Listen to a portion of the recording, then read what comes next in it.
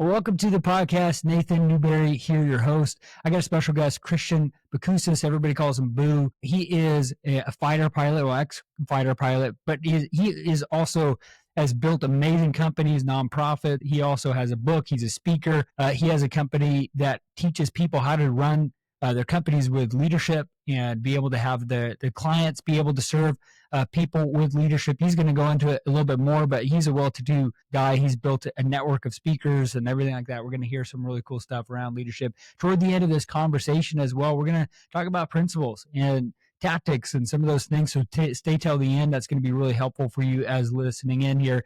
And everybody it's tuning in, I have a free gift for you. Down below in the show notes, there is a free gift. So many times people want to build an online business. They just don't know where to start, or even they're struggling to scale. So I created a whole workshop down below that teaches you how to build a media team, a sales team, run ads, everything like that. That's going to be a really great resource for you. Go check that out.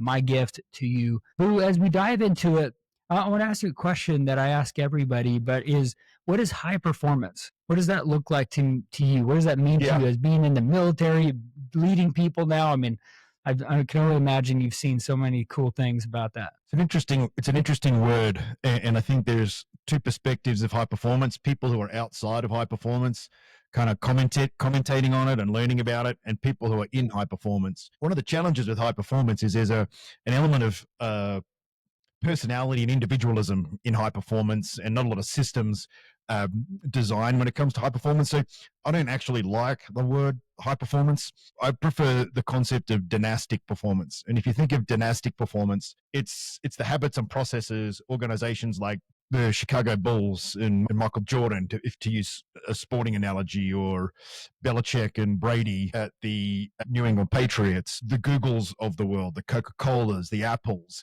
within environments and worlds that are all high performance. I mean, there's 19 high performing NFL teams, but there's only a few dynasties in there. Yeah. What is it that's unique about them? Our natural instinct is, as human beings, to be drawn to the individuals on the team at the time. And whilst they have a role, particularly the way they show up as leaders, they're also leading a very sophisticated and simple system. And whenever you look at these organizations, the CEO, Steve Jobs, has a Wozniak. Brady had a Belichick. There's always two people involved in this system. There's the execution leader, and then there's the big picture leader. And dynastic organizations are really good at building those two roles. And as fighter pilots, we would call it like a wingman role, creating collective buy-in. There's definitely a difference between consistent high performance and general high performance. And a lot of high performance can be talent-based and therefore fluky. And there's a lot of HR policies where people are focused on recruiting talent. But what's unique about the Air Force is we deliberately don't recruit talent. We recruit motivation. And the pilots and the young kids that join with the dream of being a fighter pilot may not be very talented. They're a bit of a jack of all trades. The system will build them into a dynastic level performer where they'll win 99% of the time. So I think that there's a lot of myths around high performance. I think a lot of people that speak on the topic of high performance come at it from an individual or what you do perspective, whereas I come from it and my team comes from it. It's the environment you are in that creates the dynastic level of. That's interesting. I got some questions. And the environment that you create, even more importantly. Yeah. I mean, I think the leader shapes that culture that helps people win and become that leader. Otherwise, they can flounder too. I want to get your take on some of that, because I think that opens up a lot of great insights that I want to take from you. Yeah, there's this funny old thing in life where at the end of the day, you can't get away from you being the problem and you being the solution. As a leader, it's you can't expect a team to perform if you don't perform. You can't expect a team to behave a certain way if you don't behave a certain way. If you want a sales team to be making 30 calls, high quality outreach calls a day, you better spend some time doing some outreach calls a day in front of them to set the benchmark. I think one of the challenges with high performance is a leader recruits an individual they think is a high performer who's just, a lot of high performers are kind of broken. They're kind of trying to filling some other void in their life with work, and they'll do really well, but they won't build a system and it won't be sustainable, and that person will leave or break down, and then you've got a holes. Yeah, there's a whole different perspective. And we did this with the New York Giants as a company in 2012, and they went from the worst performing team in the NFL and they won the Super Bowl because we brought them a different system, different way of thinking, a different way of working together, a different way of having conversations, a different way of having individual accountability linked to collective accountability. Big part of a long answer to a short question.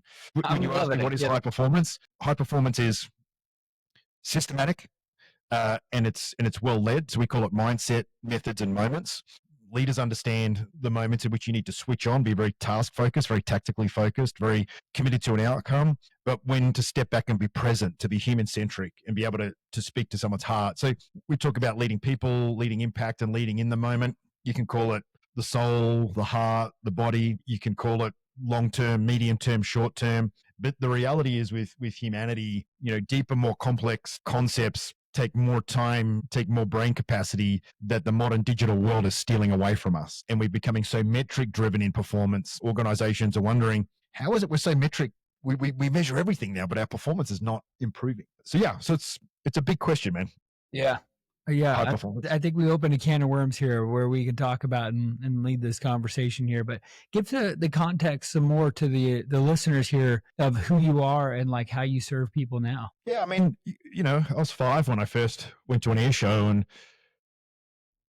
really just on that day, I just became a fighter pilot. I guess some people talk about wanting to be one or dreaming, but in me, it was just a belief I was going to be one. There was just no ambiguity in my mind whatsoever. And I was diagnosed as an adult with ADHD. When I went through my selection process, I was short-sighted, like a whole bunch of reasons that normally you can't be a fighter pilot, but that connection to that purpose and the unwavering commitment that it was going to happen enabled me to convince an ophthalmologist to pass me as my eyes were perfect. It meant that I was able to focus on the work that I needed to do. So for me, I had to get very specific marks in specific subjects, like physics, math, English. So if it was those subjects, I got, above average marks. If it was anything else, I failed it, which is a very hyper-focused ADHD thing to do. But, so here I am at 50 now, taking this belief I had at the age of 5 and still living it, right? And I own a company there's a group of fighter pilots. We come in with organizations. We help them build these systems that build dynastic performance. We help them build leaders that are able to lead those systems. And it's all fighter pilot DNA. And for me, also the 20 years I've been in business, because, whilst I achieved my dream of becoming a fighter pilot when I was 22, 17 years to achieve a goal, that's kind of a good reference number. If you have a dream, give it 15 to 20 years, you'll get there. But to have it taken away at the age of 30 was like, oh, bummer. And that's when I moved into business. And, the Lord and all of his wisdom gave me this really cool way of thinking as a fighter pilot that I could apply to business and solve people's problems. And my first business, which was a humanitarian projects business in Afghanistan, we didn't even have a product.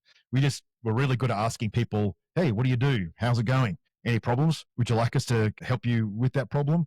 But also understanding the psychology of humanity. As you know, Nathan, in sales teams, people always talk about find the headache, sell them a pill. I'm completely the opposite. I'm like, find the aspiration, then find the sore muscles, and then treat those so they can get to the finish line of the marathon. So we have this methodology called ORCA, the simplest way any human can have a conversation to assert influence. And it stands for objective, result, cause, action, right? And what you effectively say is, you go, hey, Nathan, happy to be here on the podcast. What does good look like to you at the end of this episode? So I'm automatically in service to you. We're halfway through the podcast. I've got running in the back of my mind, Nathan wants to talk about performance, talk about my history. We've got 30 minutes. I've got to make sure I keep my timings right. The C is the cause of the gap between your results and your objective. So you're sitting there saying, okay, well, I know this is a really important point to make now. I'm going to shave some time off the end. I'm going to honor your time for this podcast and be finished in time. And that's my action. So my action is to look at the clock, make sure I know what to do. But in the Middle East, when we're in Afghanistan, the very specific conversations we had there was we would go to bars, because you couldn't do anything in Afghanistan, in Kabul. Everything was behind a 7-meter wall, right, 20-foot wall. So you'd go into these bars and you'd meet all the folks, the humanitarian agencies, the big contractors that were building roads and schools, and we would just sit down and ask them, hey, what do you do? I build roads. How's it going? It's going great. And we knew it wasn't going great because it's Afghanistan. Nothing was great. And we'd say, hey, you guys are so lucky. We do a bit of work with another company, which we didn't do. And they're really, really having trouble recruiting this particular person and this particular type of of service, and they go, oh, right, yeah, we are too. And you go, ah, cool, awesome. Yeah, well, we have those people. We created a service to do that, even though we hadn't. We just backed ourselves that we could figure it out in the next day. Would you like us to come back with you with a proposal, maybe see if we can help you? And next thing you know, we built a business that grew to 6,000 people and $250 million just solving problems with people. That was it.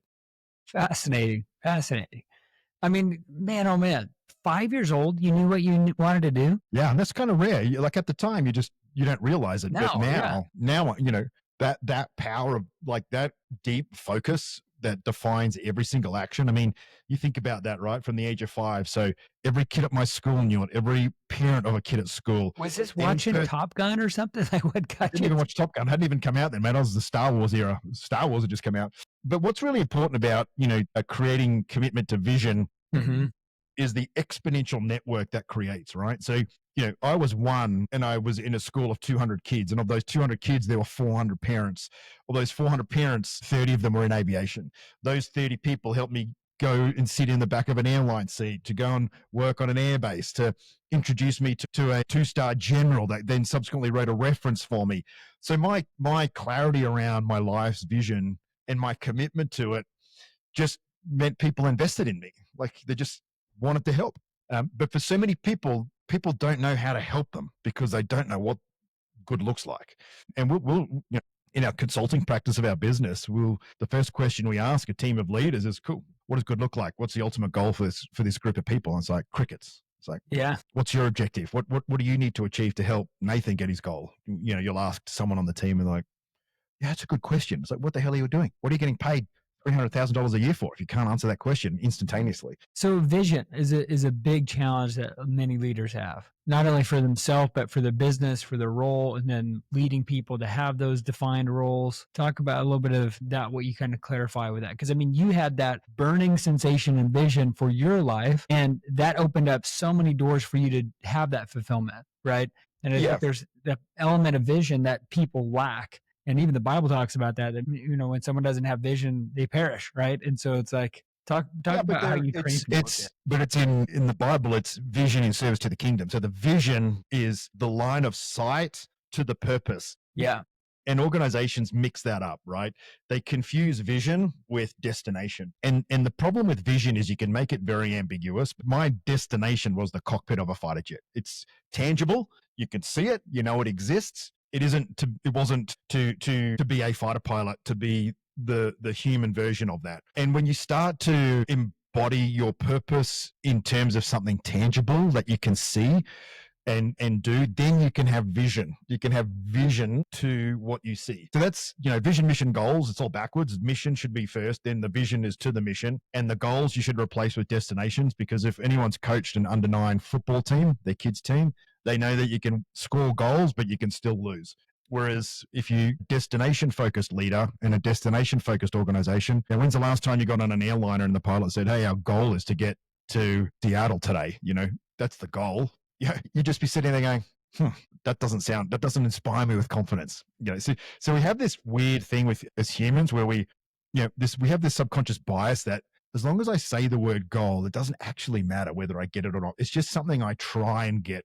Whereas fighter pilots and our practice with flawless leadership is reduce the expectation, turn it into a destination, reduce the distance, and you're going to increase the probability of actually delivering what your job is as a leader.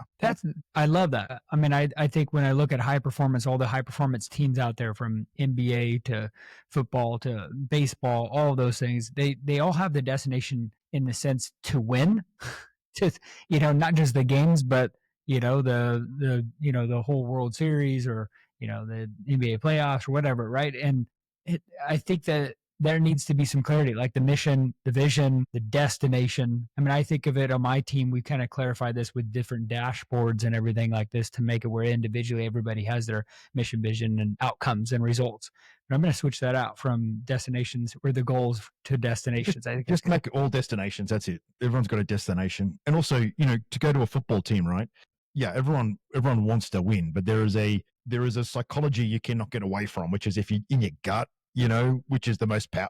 You can think you're going to win and you can say the words and you can sit in the meetings, but the most powerful part of our body is our subconscious, our mind and our body, because it's both, is our subconscious, right? And it can't be fooled. Like, you can't fool it. It knows that, you know what, Boo didn't run his plays to the best of his ability yesterday. And I know if he does that on game day, we're not going to win. So, it's just the commitment to the basics, right? You got to run that play and you got to do exactly and that's why planning is important, because even though planning might be wrong, like it might not be the right plan, the fact that you've all committed to it, the fact that you all did it, means you've gone from ambiguity and assumption, which is planning something that doesn't exist, into action. Something actually did happen. And there's no ambiguity because we all agreed what we were going to do. We all did it. So now we've just made this small incremental jump forward that we can now use facts. We call this debriefing, right? You can now use facts to tweak the plan a little bit and then try the next jump forward.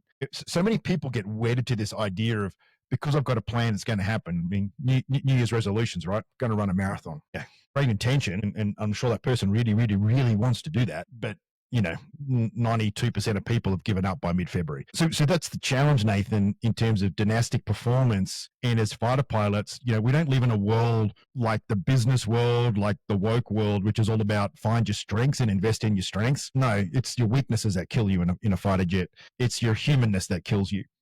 So we build this self-awareness and situational awareness, which is to say, I am going to make mistakes. I am human, and that's okay. But I need to systemize as much of my life as I can to get into the habits. If you put your wallet in the same part of the house every day, you're not going to lose your wallet, right? If you put your glasses there, if you drive the same route to work every day, all of these habits are really important because they shave ambiguity out of your life. And that's the worst thing about work from home. Worst thing about work from home is it destroyed that routine of getting from the headspace of the home into the mindset of work, and then from the mindset of work back into the headspace of home. Mm-hmm.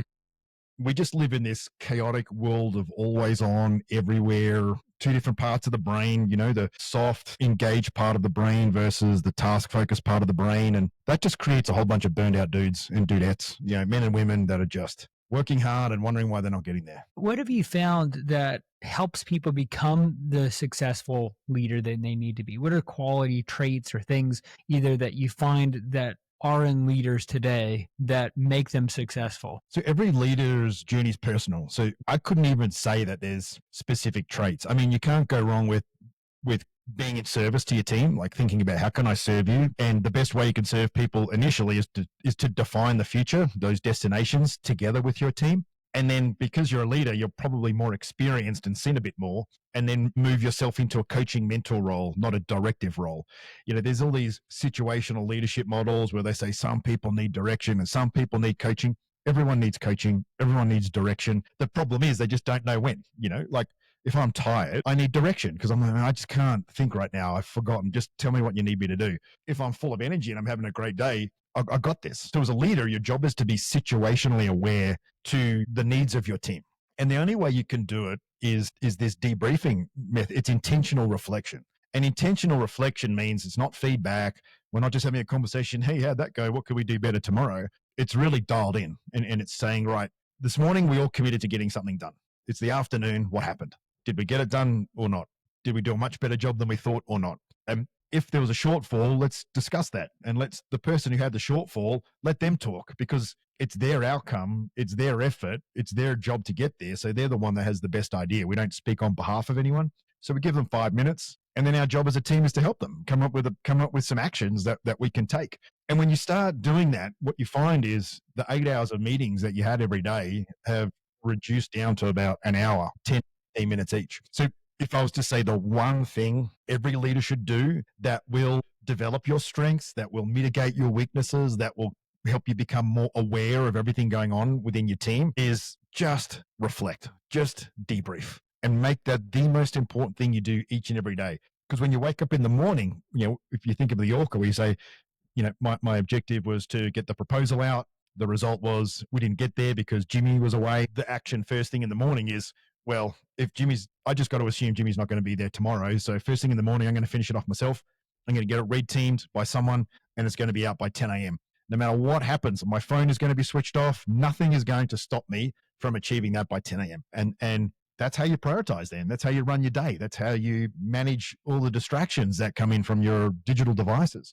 but without, and then really good leaders do that with everything. It becomes a way of approaching every single thing. I feel frustrated, right? What's the objective? Why am I feeling frustrated? What's one thing I can do to edge this forward? If a team member's underperforming, if you constantly think of the world in terms of what am I trying to achieve rather than what is the problem, can you see how enormous that is in a mindset shift, rather than constantly say this is a problem and start saying, well, actually, what am I trying to achieve? And is this actually a problem, or am I just making it a problem? Or is this someone else's problem? Is someone else already doing this and I just didn't think about it? And we run this behavioral exercise with Afterburner, where we get a whole bunch of people to plan a combat mission. You just watch people's natural behavior under pressure. Everyone interrupts each other. Everyone distracts. 15 leaders pile on top of each other. No one assigns roles. It's absolute chaos. So when we watch that for an hour and we then debrief it with the leaders, we say, so what do you think after that hour? Is the chaos and all the reaction the external world causing that? Or do you think you guys are causing it yourselves? Because the external world doesn't move as fast as we think, right? Yes, things change. Yes, there's distraction. Yes, we've got to adapt, but it's very rare that the Chicago Bears are going to change their logo within 13 hours. It just ain't going to happen. A hot dog stand at a stadium isn't going to miraculously start selling unicorn hot dogs within six minutes of decision making. So we put all this urgency and panic on ourselves because we constantly, as leaders, make reactive decisions rather than, I said before, that circuit breaker, which is like, hey, this is new. Stop, think, act. Not this has happened. React, do something. Just keep pushing this problem into other people, and this ping pong's going to do the pinball's going to go over the whole company, and then it's going to fizzle out, and it's just going to have created a whole bunch of noise and absolutely zero output as a result. So the human brain's not designed to think linearly. It's not designed to work the way that industrial era leadership's designed. We have 11 million thoughts a second. I mean, 50 of those we're aware of, so we've got to tame the beast. And the best way to do that is debriefing. I want to get your take on this. Right now, we have a really unique situation in our world right now where we have 5 different generations in the workforce right now. And the need for a leader to have EQ and that, emotional intelligence to understand people's goals, their aspirations and drive, so that you can individually help them achieve their goals. That also helps the business grow. But how do you end up leading through that? Because I know that's not easy to kind of look at all these generational differences and lead through that. It's in our practice, it's irrelevant. You don't need EQ. It's not. EQ means you've created a problem that needs resolution, and you need to be aware of someone's feelings. If you're in a business where everything becomes a feeling, then you're not doing the data. You're not winning, right? You're not executing. You're not busy, and you're not getting throughput done. You've got a whole bunch of people that are confused, disengaged, unsure of what their role is, feeling under pressure for performance because they're doing things that aren't the right things, and they're getting told, why aren't you delivering? So again, when it comes to debriefing, there's people leadership issues, there's planning issues, and then there's like technical day-to-day competency issues. They're the 3 levels, right? So EQ, that's a people leadership thing, right? But you've got to work through the filter first. Like if you've got someone that's upset at work, right? And let's say, right, well, they're doing a great job, they're working well as a team, there's something genuinely wrong here. Hey, let's sit down. You feeling okay? I just noticed that you're not yourself. Yeah, my dad's really sick at home, but I feel the pressure to come here and perform. It's like, okay, cool. That's self-inflicted. That pressure isn't there. You're just a high-performing team. You're on a rhythm, but you need to step off the treadmill. This happened to me when I was in the Air Force in training. My uncle died. My uncle was killed in a helicopter. He was a helicopter pilot and had a helicopter crash. And I didn't tell anyone. I just had to stay in the system. I had to. And then as a result, my performance, I got 3 near fails in a row on my flight. And then my commanding officer brought me in. He's like, "Hey, what's going on here? There's a bit of a trend. Like, you've really fallen." I was bursting into tears. It just hit me, right? And he goes, "We'll just take you off the program for a week. Go talk to the pastor, have a chat about it. Don't rush back." And I was like, I can do that. And it was one of the highest performing organizations on earth. But the problem is we don't have the detailed baseline, the dashboarding, the expectations to be able to identify whether someone's not feeling good because they just haven't got a clue what they're doing, or they genuinely need care and outreach and mental health considerations. There's this whole concept of I talk about being anxious versus anxiety. I think in now with the younger generations, they get anxious about things, but it translates into anxiety because we've lost this conditioning where being anxious is good. Like being anxious is called getting onto the peak stress curve. Like being anxious is what fires up your brain. It fires up your body. You're like, oh, I'm a bit nervous about that. I mean, I flew fighter jets for 10 years. I was anxious every time I got in a friggin' 20-ton jet with 2 massive motors on the back. It's an anxious thing to do. Mm-hmm. So I think an anxiety is where there's ambiguity between the expectation and reality. And the great thing that fighter pilots do is you couldn't be more crystal clear as to the expectation. So with my anxiety, with my anxiousness, I knew, well, as long as I go and tick those 3 things on the mission, I'm going to be okay. That you just calm down, you start, and we have routines. So we have the same 428 checklist items to fly an airplane, and you start to get in the rhythm, and that's muscle memory, and you get busy, and the anxiousness just sits at the right level. It doesn't flip over into mental blank, pressure, I can't think, which is really just the blood transitioning from the intellectual brain into the primal brain. So I think when it comes to multi-generations, the challenge is not the generations, it's the fixed mindset versus the growth mindset. And as you get older, you tend to be more fixed in your mindset because you've seen a lot, you know what works, you know what doesn't. Whereas when you're younger, you're more growth minded because everything's new. And what about this idea? And so a whole bunch of people are like, just stop it with all the good ideas. And you've got another group of people who's like, we need all these great ideas to move the business forward. But through debriefing, you find the balance. You do need some fixed mindset in a business. You do need things to be routine and simple. I mean, if you have to imagine, man, if every time you put an invoice out, it was from first principles, someone had to get creative and let's change the logo. Let's use a different font. And it took you a day to get an invoice out rather than an instant click on an accounting platform. But at the same time, you could do invoicing better. You might be able to integrate it to your CRM. You might skip a step.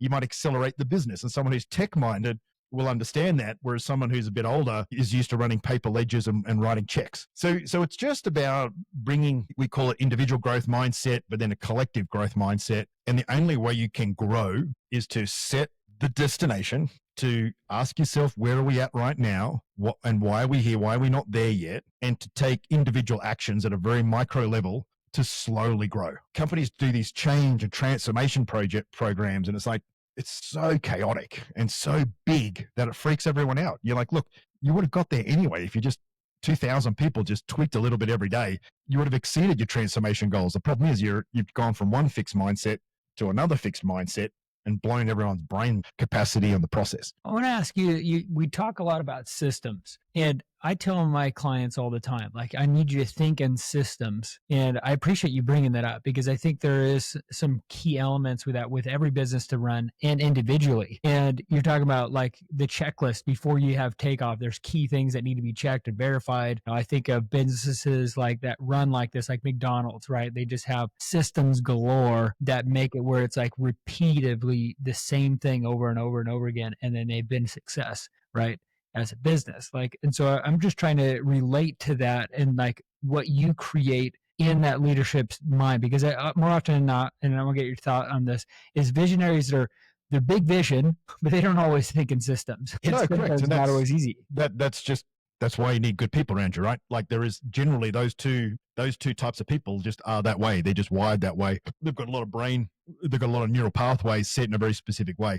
But they can both grow. One can grow to be more organized and one can grow to be a little bit more visionary. Yeah, but so it's a great question about systems. And the reality is, whether you realize it or not, you're either in an unconscious system or you're in a conscious system. Mm-hmm. So your unconscious system is waking up in the morning, brushing your teeth, getting in the car. You might be someone that has a drink every Wednesday, Thursday, Friday night. You might have a blowout on a Saturday. That's a system, right?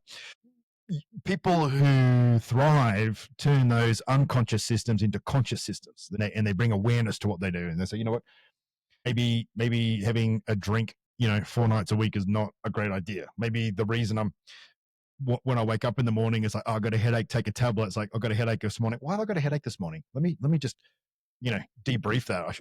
I want to wake up feeling fresh. I'm not waking up. Why is that? So this intentionality, and again, intentional reflection, curiosity, means you start to bring consciousness to your systems. When it comes to an organization, I think, what you will find is a lot of leaders try and build the system for their people to operate, whereas we have a philosophy which is co-create the system. And the system isn't created by saying, today we're going to create a system and on Friday there's a system. A checklist can start with 2 items. And if you debrief every day within 6 months, that might turn into a 200 item checklist. And the item from your debrief is, hey, you know what?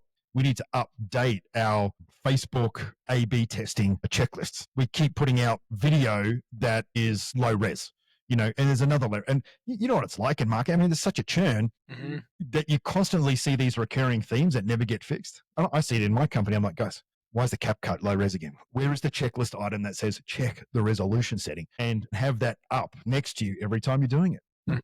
And there's 2 reasons why. One, people think having a checklist stymies creativity, but it does the complete opposite, because when you're doing mundane tasks, which can be checklisted, you are not unlocking the full creative potential of your brain. I want to get your thoughts on this as we're kind of shifting into like tactics, for your business. You've been able to grow some amazing businesses and do some amazing things. Now that you have this speaking career, and then you have this speaking network where you have other people within this in the afterburner, what is that like? Like, how did you get those clients? How did you get on those stages? Because my clientele, many people that are listening in, are either starting or scaling, and they always want to be on stages or write books or look at some of the leverage to get in front of more people that could be potential clients. What was that like? And how did you end up getting into a rhythm where that was really kind of the catalyst, or that kind of made things kind of boom for you? Well, mine was ordained by God.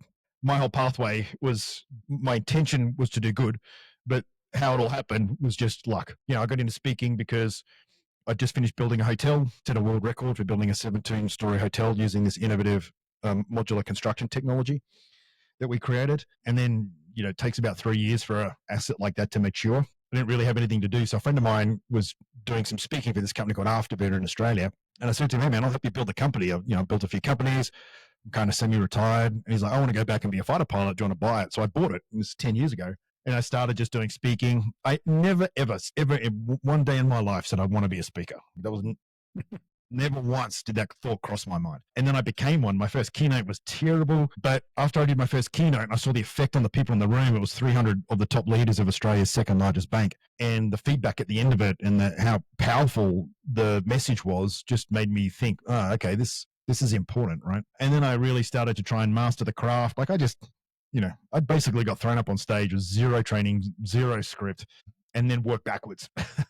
So the good thing about that is, what you're talking about is a good thing if you can wing it and get a good reaction. Sure. Yeah. So, and then during that period, I bought a publishing company as well and was doing some other stuff. Yeah. And then I just started to see it more and more, and the world started to speed up and technology started to become a bigger factor. And, I remember when Facebook ads was a new thing. We had a magazine, and, we're like, oh, Facebook has this thing called Facebook ads, and you could just set it. It was that really simple version. And we were able to, grow the business really, really quickly on that, because we found something new and we embraced it quickly. But so now I've been a speaker for 10 years.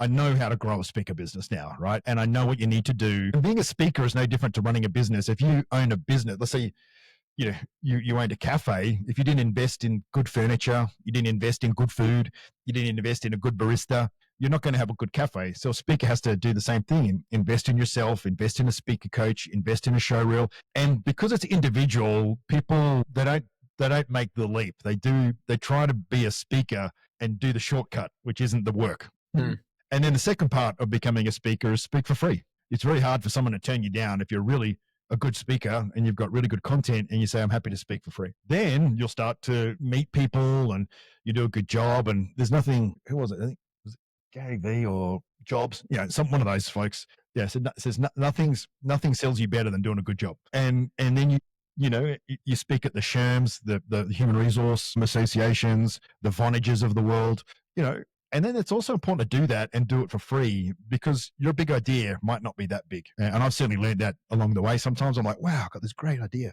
And then I go into a community of speakers. They're like, oh, that's Brene Brown stuff. You can't use that. I'm like, oh, right. Oops. So it's putting yourself in there.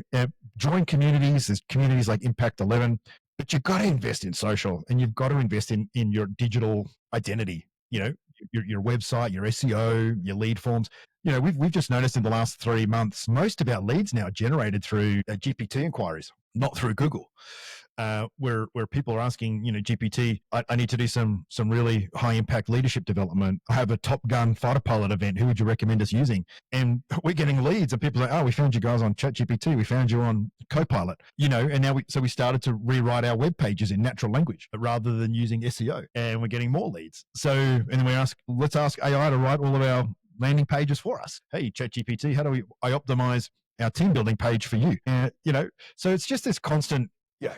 The funny thing about life, right, is people are like, there's this, the early adopters, the people that are always early. The problem with being an early adopter is you're going to invest a lot of time without any return. So I'm 4 years in on my AI journey, right? So when ChatGPT first came out, I used it, and you may have as well. It was garbage, right? It was like speaking to a robot. But now that thing has 4 years of my life in there, all my brochures, books, all my queries. It is me. Like it is a version of me. So now that's a powerful tool. Like that, my team can talk to it when I'm not available.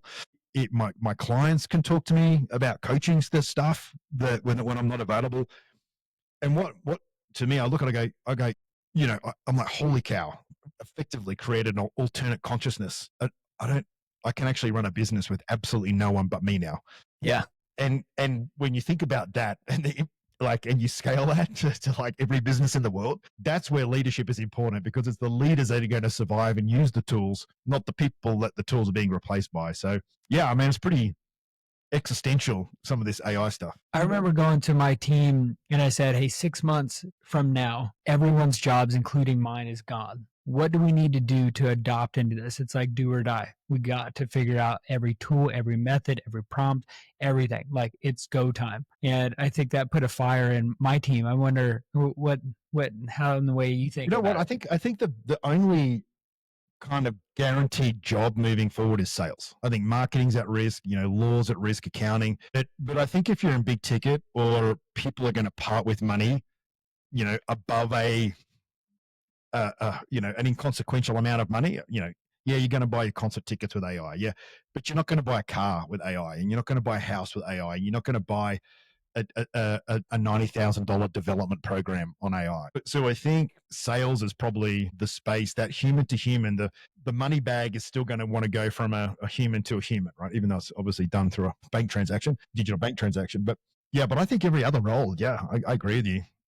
Something that I think too, that I want to get your thoughts on this, is one of them I think is, definitely sales, but I think leadership is an aspect that AI is going to have less of an impact on. I agree. Yeah. Because it's like we're influenced by people, we're led by people, and AI can help us navigate the waters a little bit, but we need people to kind of reflect from, because we get the vibe, the energy, for clarity from people. And we'll get your it's a good point. I've been trying to frame this thought, and I'll test it with you. I think I'm there. Is if you had a time frame, right, and you're in the middle, and you've got yesterday and tomorrow, and you're today. I think if you look at management is that point where you are historically, you're managing what exists, and leaders are driving to destinations that don't exist, right? And that to me is the big shift. If you're in the business of moving into because AI can't predict the future, right? It can suggest, it doesn't have intuition. So I think if leaders start to get from where I am now to the future, and that intentional mindset, you're going to be okay. And then you're going to use AI to manage everything for you instead of people. Yeah. I agree, man. I can have a conversation about AI and leadership and team, and that's my wheelhouse. I appreciate you being on the podcast today. But how can people follow you, connect with you, learn more about what you do, how you serve them? Yeah, just reach out. My last name is Bocousis, Boucousis. I'm the only one in the world that does this, and my family is the only Bocousis in the whole world, so I'm easy to find. Call Me Boo is my website. Or Afterburner is our leadership development company where me and all of my fighter pilots hang out. Perfect. I'm going to put those links down below so that you guys can find a Christian or Boo here, and that way you guys can connect with him and his company and get his expertise in leadership and his advice on everything. Thank you for being on the podcast and tuning in. Don't forget to look down in the descriptions for some of those workshops and links that are going to help serve you along the journey. And thank you for joining us today on today's episode. And we'll see you on the next show.